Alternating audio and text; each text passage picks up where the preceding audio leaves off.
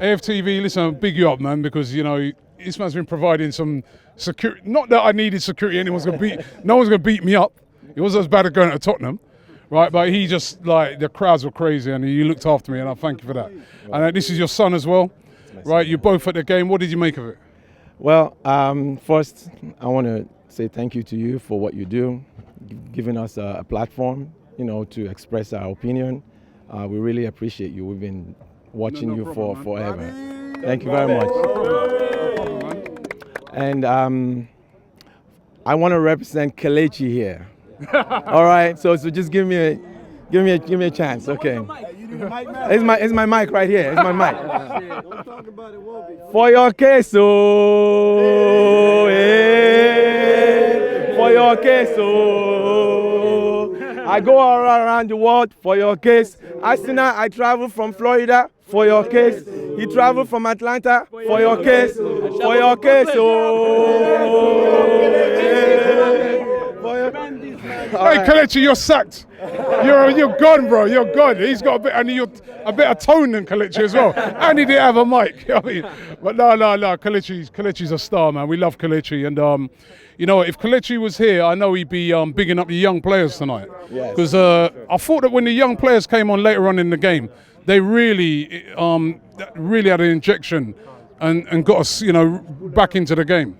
Absolutely. We had a fantastic first half. As soon as we got the red card, we went on 10-on-10. The game changed. Red card for you? No, I disagree with that. It wasn't a red card.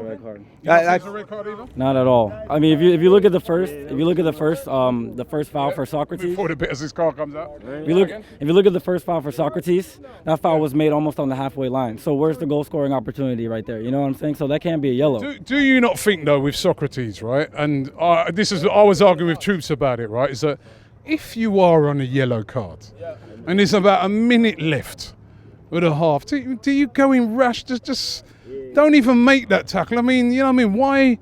It is a problem that Socrates has, that he loses his head a bit. And whilst, yes, you're right, you know what I mean, I thought it was a bit of a dive.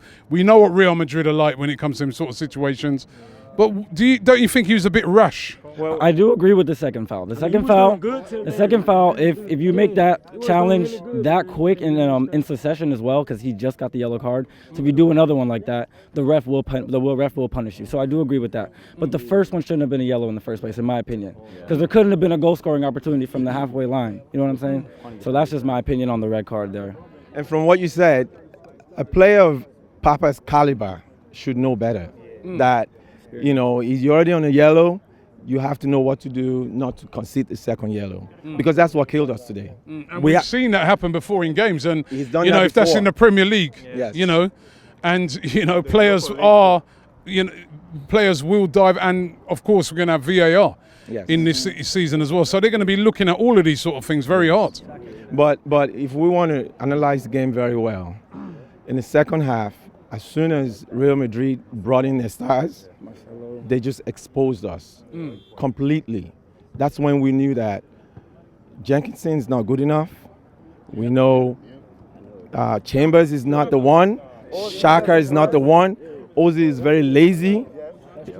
I don't care if you call him a world-class player. He's lazy, so he cannot take us.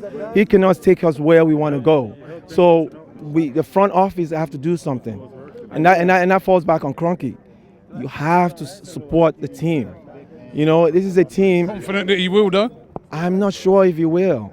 I don't think he's ready for us.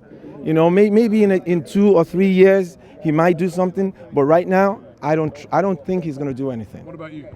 As far as Stan Kroenke, it shows. You know what I'm saying? He gives no craps about us.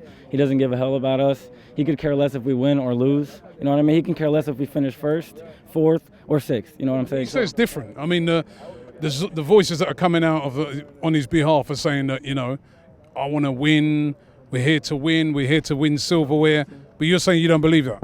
Well, we'll see in this transfer window. So, in my opinion, this transfer window is basically my final judgment on him. So if we get a deal like Zaha over the line, maybe I'll change my mind about him. Probably not completely because I don't like the guy. I'll be honest. But if we can get a deal like Zaha, or if we can get 2 deals like Tierney and Everton through, you know what I'm saying? That will give all of us optimism, and it will show that Stan Kroenke will be willing to throw off some money. Even if it isn't what we're demanding. If it helps the squad, then I can get behind that. And let me finally ask you, where do you think we'll finish the season? I'm optimistic we'll finish top 4, but we have to get a defender in.